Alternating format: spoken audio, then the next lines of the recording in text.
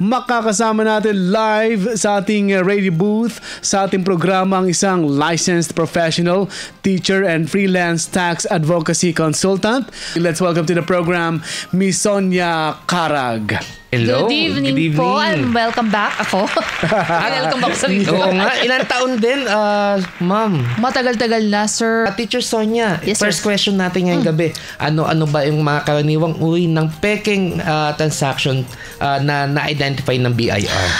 Right now po, na-identify nila is yung source ng expenses katulad ng official receipts or sales invoice or service invoice. So, yung dalawang yun, isa sa mga primary evidence po for determining kung ano yung mga fake transaction po na napapractice o ginagamit. Ayun. Yes. Actually, ang hirap yung i-identify yung mga fake transactions. And kung may fake transaction, talagang yung ebidensya mo talagang talaga. Concrete. Tsaka hindi naman mag-i-issue ang BIR ng isang call to action for sa isang taxpayer kung nakakita na sila kagad ng ebidensya na nagamit mo at ginamit mo at naging deduction siya sa iyong pag-compute ng tax at naiwasan mo ang pagbayad ng tamang tax ng VAT tsaka income tax.